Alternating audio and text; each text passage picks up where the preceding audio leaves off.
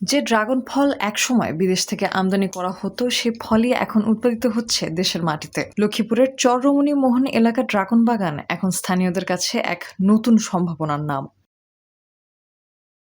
Computer প্রকৌশলী মাজহারুল ইসলাম নাইম ২০২১ সালে ৩২% জমি ইজারা নিয়ে শুরু করেন ড্রাগন ফলের চাষ। কৃষিতে প্রাতিষ্ঠানিক শিক্ষা না থাকলেও ইউটিউব ও অনলাইন মাধ্যম থেকে পাওয়া জ্ঞানকে কাজে লাগিয়ে তিনি গড়ে তুলেছেন খান এগ্রো পার্ক।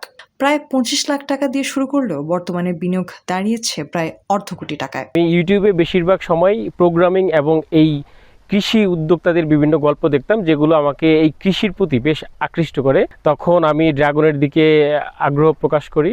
সেই সাথে পাইলট প্রজেক্ট হিসাবে আমি এখানে আরও দেশি বিদেশি প্রায় 18 প্রজাতির আঙ্গুর লাগিয়েছি।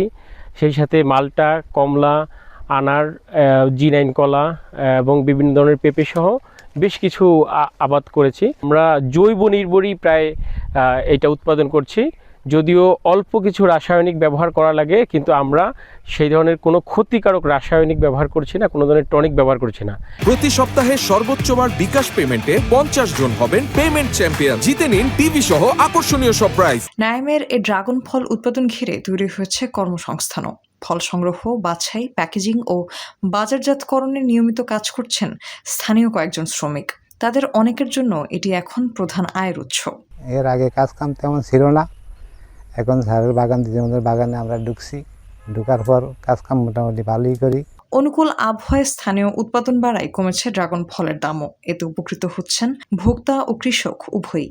বাজার থেকে আমরা 600 টাকা, 700-800 টাকা করে কিনতে হইতো, কিন্তু এখন এই যে সুস্বাদু এবং পুষ্টিকর এই ফলটি আমরা 300 থেকে 400 টাকার মধ্যে আমরা পাচ্ছি এবং এটা পুষ্টিকর সমৃদ্ধ।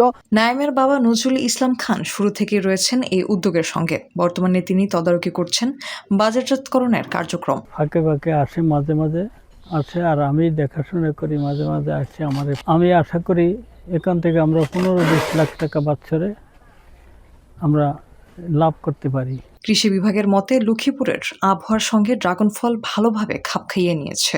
কম রোগবালাই ও ভালো বাজার মূল্যের কারণে কৃষকদের মধ্যে এই ফলের চাষ জনপ্রিয় হয়ে উঠেছে। তো ইতিমধ্যে আমাদের সম্প্রসারণ কার্যক্রমের মাধ্যমে আমরা প্রায় 11 হেক্টরের মতো আমাদের লক্ষ্মীপুর জেলায় ড্রাগন চাষ হচ্ছে।